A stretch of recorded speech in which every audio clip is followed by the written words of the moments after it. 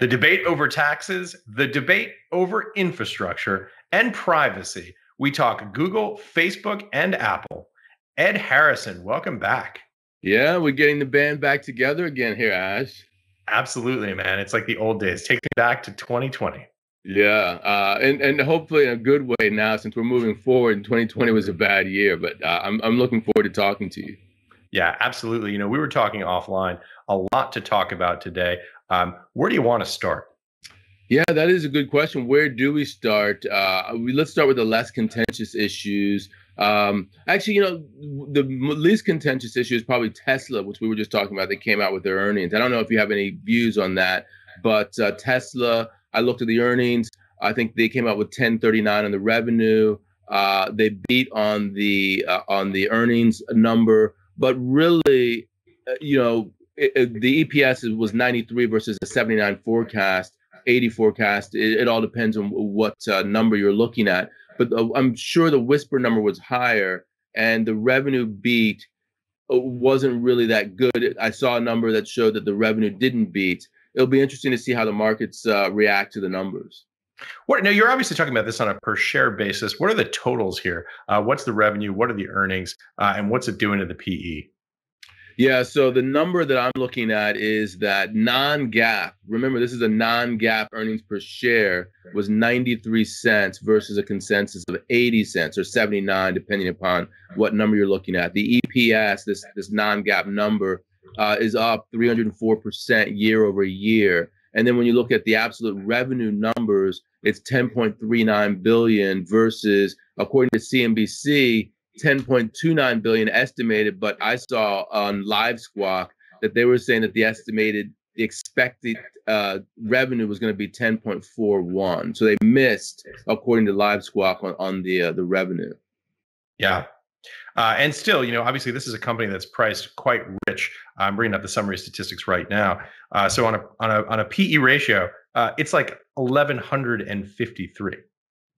Right. Yeah. So they've got a high hurdle to hit. And I think, it sort of segs into how I'm thinking about the market overall, because when I'm looking at the numbers for the market overall, I'm thinking about the S&P 500 over the shorter term time frame since the reopening or since the bottom in March, and then over the longer term. So I have a chart actually which shows the S&P 500 over a 5-year time frame, and then you can draw a line that shows the pace of growth in the S&P 500, which is up and to the right.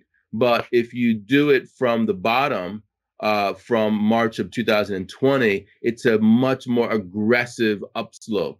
So what we've seen basically is a market that was trending up over a longer period of time, but then off the bottom just like kinked upwards massively.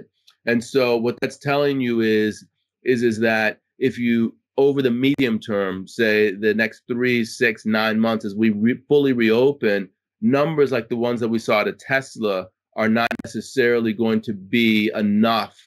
Whisper numbers might be higher in order to sustain the momentum that we've seen in U.S. markets. And I'm thinking in particular about Europe as a result of that. And we can get more into that later in the discussion. Yeah, but just to give us a little more color on that, what's the significance of the phenomenon that you've just described, and what does it portend potentially for future movements? Yeah, so we see a lot of analysts now talking about a pullback, either a consolidation at this level or absolute pullback, based upon the fact that we haven't had a pullback in a long period of time, and also based upon the fact that the momentum is so high to the upside at this point in time. And so the worry is that the pullback could be great as opposed to just a small pullback. The interesting bit is also there's a lot of data around this with regard to excessive bullish sentiment.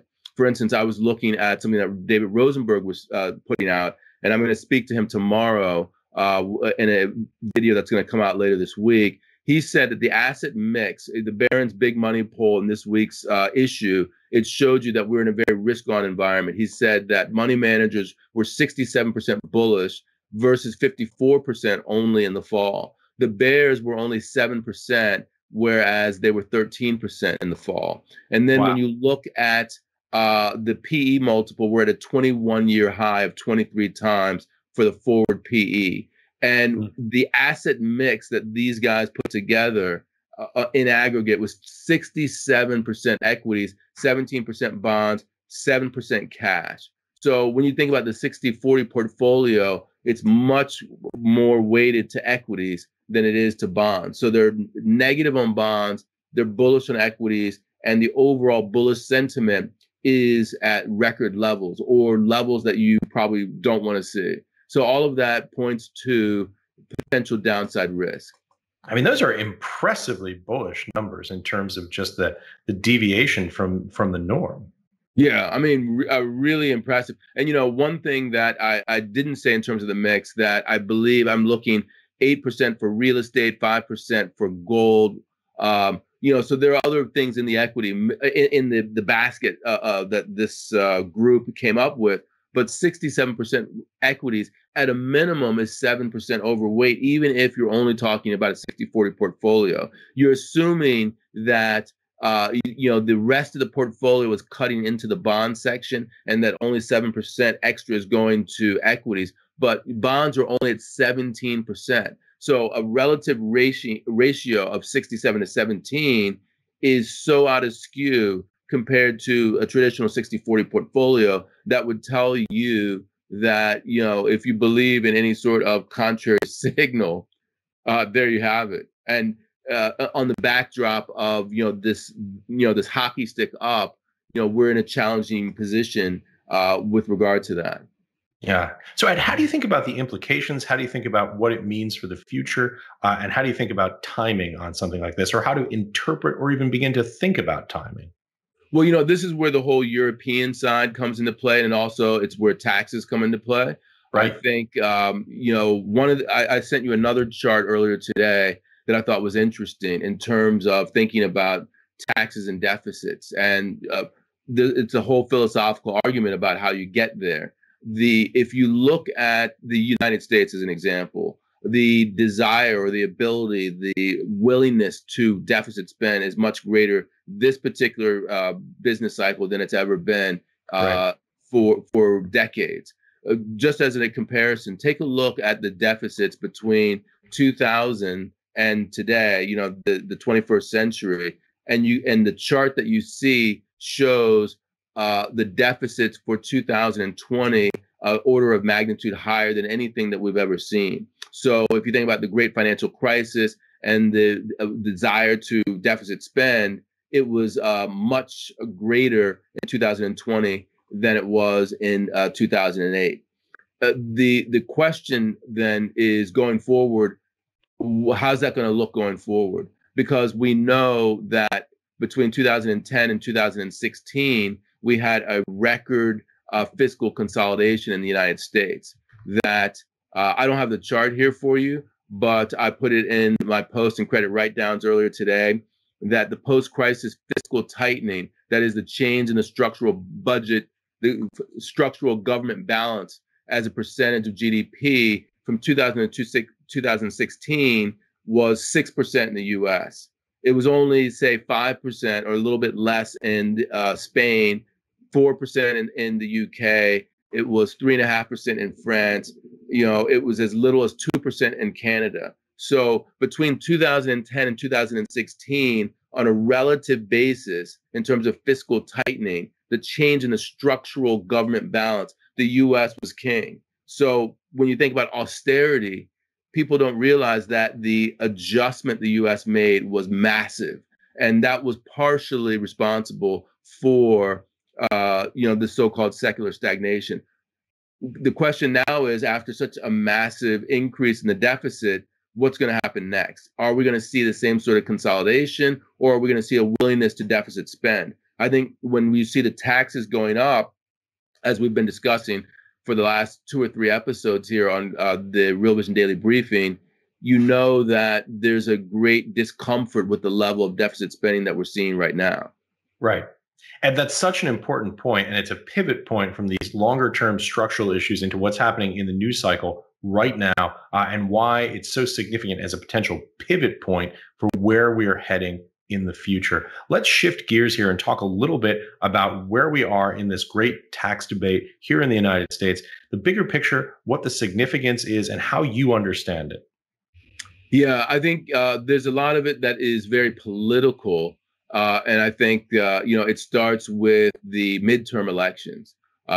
Basically, if you think of it not just in terms of let's get the economy a jump start and let's replace incomes for people while they're getting themselves back on the feet, but more from a partisan perspective, how do we make sure that this stimulus sticks until 2022? We, the party in power, the Democrats, how do we make sure that happens? Well, the answer is deficit spending. But they're not going to be able to get away with the levels of deficit spending that we've seen in 2020, and that's where the tax increases come into play. So I think that really what you've got to see is you've got to think about Joe Manchin in particular. I think it was really interesting that there was an article that came out in Politico talking about Joe Manchin yesterday. He was out saying that, hey, this $600 billion infrastructure bill that the Republicans have proposed, I kind of like this. I think the exact quote that he said on CNN, their State of the Union with Dana Bash, is he said, it's a good start. He said, it really is, and I'm glad they did it. Meaning, I'm glad that the Republicans made a counter of $600 billion to $2.2 trillion. And then he also said that he supported the effort to work on traditional infrastructure separately from other issues. What does that mean? That basically means Joe Manchin saying that in a 50-50 divided Senate, I, as a Democrat, am not on board with $2.2 trillion. Okay. So if you want to spend tons of money and then, get some tax back some of that, I'm not on board with that. You're going to have to, not even getting into the tax part of it, you're going to have to reduce the amount of stimulus that you have. And then we can talk about the tax part in a little bit. So that's where we are for the Democrats. Yeah, it's so interesting. Joe Manchin down in West Virginia obviously plays a kind of a pivot role, a swingman role. He's in this unique position of obviously being the most conservative member who's caucusing with the Senate Democrats. So he has this kind of unusual, almost kingmaker status. We should say, obviously, 50-50 divided Senate. Tie-break vote goes to Vice President Kamala Harris, obviously a Democrat. So that does give them a little bit more leverage. But, in the Senate, these votes really matter.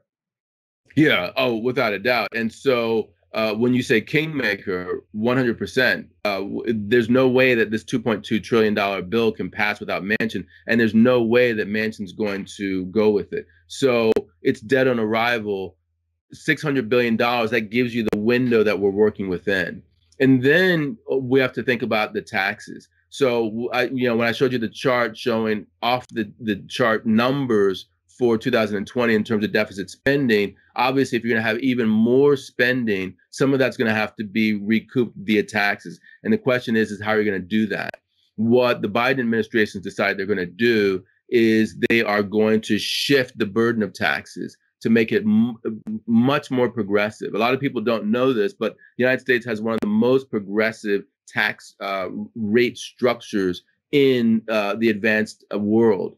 And he's looking to make it even more progressive. Let me give you an example. This was from Politico. What Politico said is that this is a congressional committee, the Joint Committee on Taxation. They've done a study based upon the numbers that the Democrats have been putting out. And the bill that the Democrats got passed in March, they say that people who make between $75,000 and $100,000 will pay an average. That's not the marginal tax rate, but an average taxation level of 1.8%. And then 2/3 of all income will be paid by those who make $500,000 or more. So that gives you a sense of how progressive things are. But the Biden administration would like to make it more progressive. And we talked about this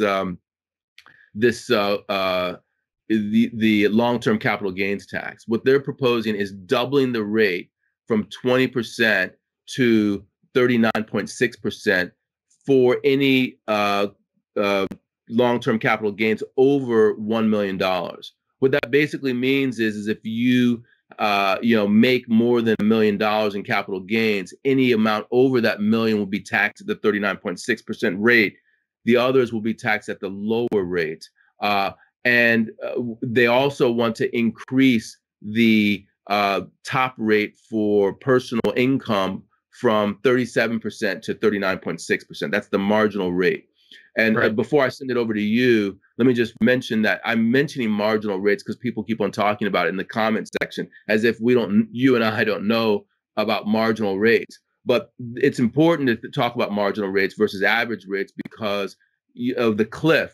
The reason that you tax at specific levels above a certain amount is because you don't want to create the perverse incentive where I don't want to go over a certain amount in terms of income. I have to hide my income or do Right. something to get down below, because suddenly when I go over that level, every single dollar that I've been making is taxed at a new higher level. So to avoid that problem, people are taxed in brackets. You're taxed in this bracket at this level. You're taxed at a higher level in a different bracket of income. So that's why marginal rates matter.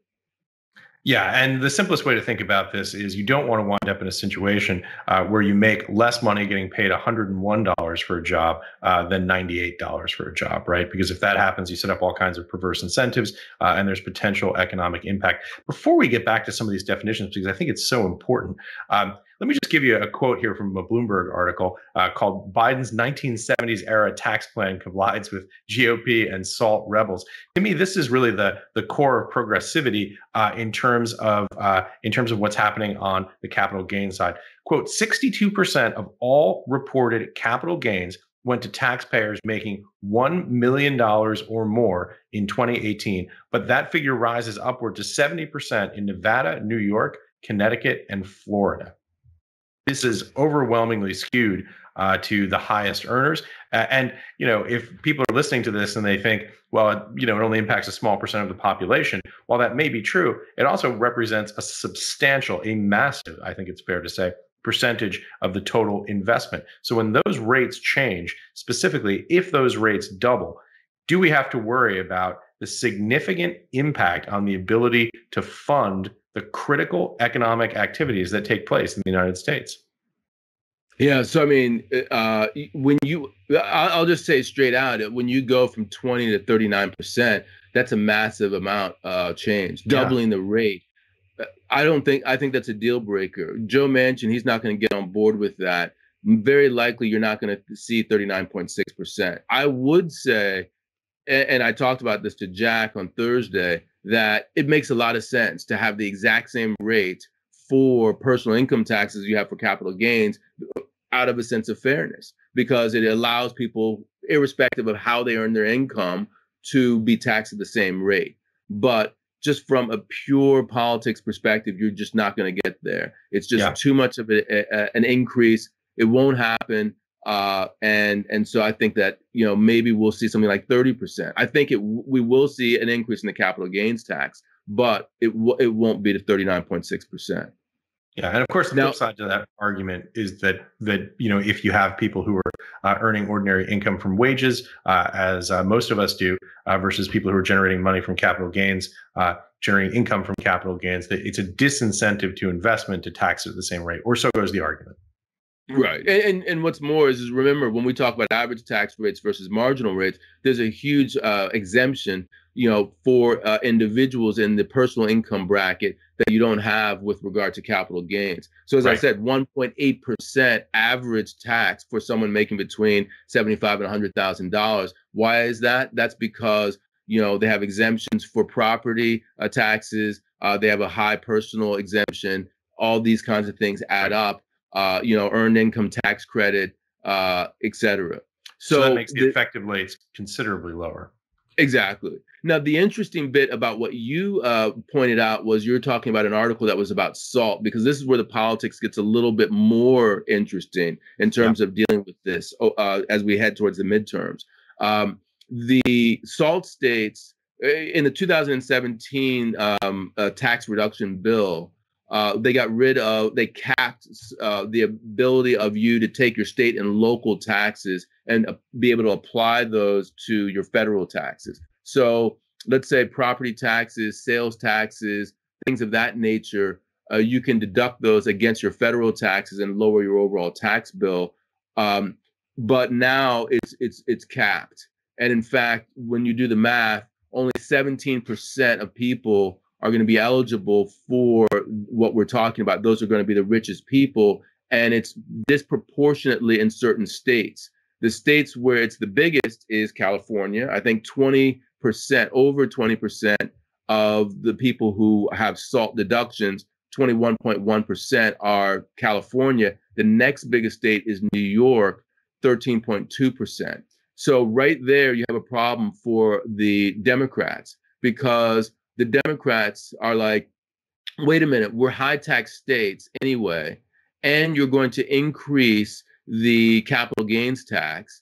You're going to be taking people up to 50% marginal tax rates. They're going to leave California and New York and move to Texas and Florida because you're doing this. You have to do something about SALT if you're going to do this. We are not going to play ball, we, the representatives in the states of New York and California, unless you help us in some particular way. Yeah, and intriguingly, of course, those are mostly Democrats. Exactly. So the Democrats only have 7 votes in the House. It's a dead heat in the Senate, and so as a result, what you see therefore is that there's going to be some gamesmanship. There's going to be some horse trading. We're not going to get massive stimulus. It's not going to be massive deficit spending. Once the pandemic's over, 2020 is not going to be repeated. That's the long and short. So going back to our original conversation, what that means is at the margin, fiscal policy will be less accommodative at the end of this year and in 2022. It will still be accommodative, but it will be less accommodative. Yeah, at the margin, a reduction in the level of accommodation in fiscal policy, an incredibly important point. Exactly. And I think that you probably have the same thing in monetary policy. So we have the Fed meeting this week. They're going to come out and tell us what's going on. Are you guys going to taper? When are you going to taper? What's the timetable for you to say when you're going to stop your massive asset purchase program? Maybe we'll find some new information out. Most people don't think that we will, but there's a lot of pressure, and it's going to grow as the year goes along on the Fed, given the asset price inflation that we've had and the likelihood of more consumer price inflation. The pressure grows in the Fed to withdraw some level of accommodation. And so I think also on the monetary side, in the US, we're going to see at the margin lower monetary policy accommodation. So we'll end the year with less fiscal and less monetary policy accommodation in the United States. Yeah. So Ed, to shift gears here a little bit, something else we've been talking about, privacy, Google, Facebook, and Apple. Yes. And by the way, I still want to come back to Europe and why I think that Europe is more interesting. But we can come back to that. Let's hit that first, Ed. Let's talk about that, because that really is very much something that's a metaphor for the things that we're dealing with here in the States as well. Yeah. So basically, my long-winded point of this whole tax diatribe is that the United States, we've had all the gains. If you looked at the chart of what European shares look like over the past 12 months, and you compare that chart, we have a chart from Goldman on that, with U.S. shares going up and European shares being relatively flat, it's already priced in the U.S., the reopening. It's not priced in Europe, and we have less accommodation in the U.S. going forward. And given the high bullish sentiment in the U.S., there's the potential that you're going to have a pullback. All of that says the risk of downside moves in the U.S. are greater than they are in Europe. If you had to reweight, you would probably want to reweight towards Europe, which is now reopening, going from 5% vaccination to 20% vaccination today, and then 50% by mid-year. So they are reopening quickly, not as quickly as the U.S., but by mid-year, they're going to be ready for business. You probably want to reweight to Europe is a phrase I haven't heard a whole lot lately. No, not at all. But I think that the downside risk in the U.S. is enough that it's something to consider. Yeah. And what does that say, Ed, potentially for currencies? I think that when you look at the currencies, we're already seeing the moves in the currencies, that the United States, really DXY, which is mostly a European, a Euro, US Euro cross, is falling. It's below 91, I believe, right now. The US dollar is at 120, almost 121 versus the euro. Let me take a look at these levels here. I see 90 spot DXY, 84 on DXY. exactly, below 91 DXY. Euro USD, David Rosenberg says the Fibonacci retracement is at 120.97. We're just below that level at 120.87 on my screen. And he says then you can get up another cent. So there is momentum behind the euro. And over the past 12 months, actually, as it stands today, the dollar is lower against 15 of its 16 major currency pairs. So the dollar is weak.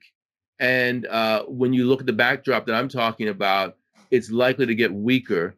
And when you think about it from a currency translation perspective, that makes it even more compelling if there's downside risk to equity markets in the U.S. Yeah. So, Ed, and that does bring us back to the United States and talking about this. Obviously, the technology sector, a huge component of what makes the U.S. economy so competitive and brings in a tremendous amount of growth. This is potentially a major shift in the way that the technology business works. Let's talk a little bit about what Google and Apple are doing. Yeah, so I think that's a good segue there in terms of thinking about the U.S. being overweight technology, because both Google and Apple are doing some funky stuff with privacy. They're touting privacy initiatives. Apple is saying that they'll let people opt out of the ability to be targeted specifically as, micro targeted as specific individuals with cookies. Google is using Chrome to also eliminate individual targeting, trying to make it so that it's aggregate level targeting rather than specific individual targeting. So if I go to Bloomberg.com as an example, I would be considered a finance guy. You might serve me a finance ad. If I go to People.com, I get served a celebrity ad. Something like that. It has nothing to do with me as an individual. It has to do with my part of a cohort of people. I don't think you spend a lot of your time on people.com. No, but actually, my mother-in-law, she gets People whenever we go visit her. I love to read, who's the sexiest man alive and things like that. It's very interesting stuff. Not a member of Real Vision staff? No, apparently not. Although Jack Hollywood Farley, some people might say that he's moving up in the game there. He's the one competing for sure.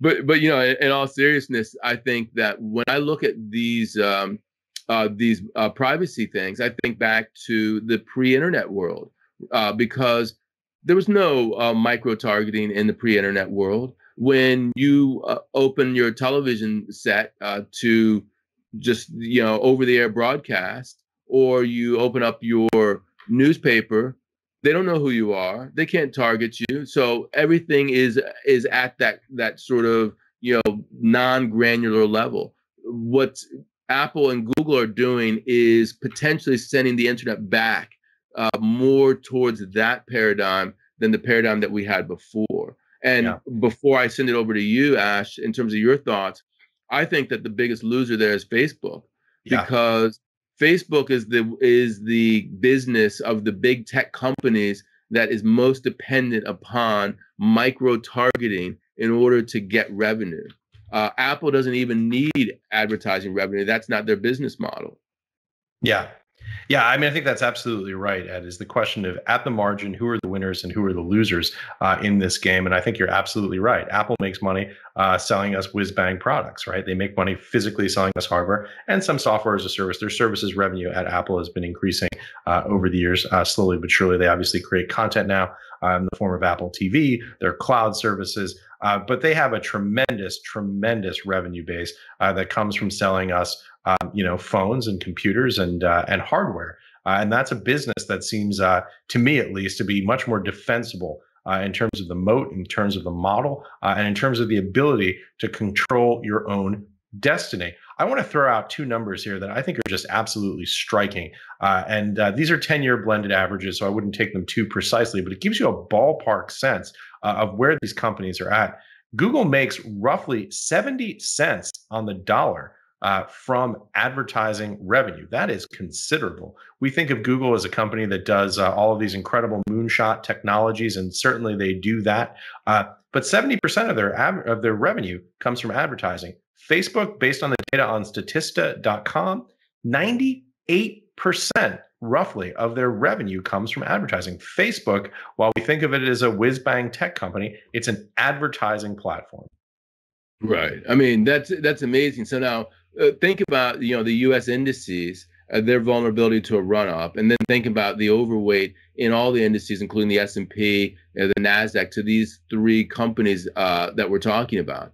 What you're talking about are massive companies, with trillion-dollar market caps, who also have, massive PE ratios. And in order to live up to those PE ratios, they need to have the growth in earnings that that's commensurate with that level of PE. Now, I know we're talking about the age of the exponential age and all of that, and it's a new paradigm, but there is downside risk there. And so, to me, Facebook with the 98% has the greatest downside risk. Apple, which doesn't get a whole lot of revenue from advertising, they actually almost want to go against the granular level of advertising that we have. They want to show that they're against these anti-privacy activities because that makes their ecosystem that much stronger. Yeah. And we should say that both of these companies have PEs in the 30s, Apple and Facebook. Right. And I think that that's at a historically high level, and that makes them vulnerable. So the last bit is in terms of the order of vulnerability being Facebook first, Google second, and then Apple last. I would say that Google, interestingly, is in the seat of the unknown because, first of all, they control one of the two operating systems for mobile. They also have Chrome, which is where they're making their pro-privacy initiative. And also, they get most of their advertising revenue from a vehicle which is automatically targeted. When you do search advertising, if I'm looking for a garden hose, all of the ads are for garden equipment and garden hoses. That's a pretty targeted search already. They don't need to know, how much money I make, where I live, and all these other things to be able to really get at what I'm looking for. Yeah. And, interestingly enough, Google actually has a pretty good OS for laptops and desktops, Chrome OS, which works pretty well, but it's not part of the general revenue generation, and that's the challenge. Is you have these particularly Google, you have this incredibly innovative company that is creating these really cool products, but if 70% of your advertising is coming from revenue, you have to ask yourself about the robustness and the diversity of those revenue streams. Yeah. And so for me, I think that it's just another illustration of why we're at a sort of a turning point here now. As we approach the reopening in the United States, people are going out. The planes are full. If you want to go to Cancun, you want to go to Miami, people are having a great time. They're living it up. But that's where the greatest risk is because we're at maximum bullish perspective at this particular juncture. And so if you want to play that, you don't necessarily have to play it to the downside. You can play it in terms of a rotation. Where are the upside opportunities? And the upside opportunities may lie outside of, at least temporarily, outside of the United States. Yeah. Interesting stuff. Ed, final thoughts. We've covered a lot of ground here. What would you like to leave the viewers with? Yeah, I think that if you're a buy and hold investor, none of that makes any difference whatsoever. And if you're someone who's thinking about the economy, it doesn't make any difference. Really, from an economic perspective, I'm pretty upbeat about what we're seeing now and what we're probably going to see over the next 3 to 6 months. In the United States, I don't think that there's the real possibility of a downturn in 2021. So probably you're looking for growth through this year, most of next year. So it's all looking good. We just need to get over the hump with the vaccinations, and I think that I'm very positive. Yeah. Ed, we have to do this more often. I'm going to raise my game to get on camera with you. Good. Well, yeah. Let's ask people to get us in the rotation. We'll try it again next time. Yep. Getting the band back together. Thanks for joining us, Ed. Thanks, Ash. Thanks for watching, everyone.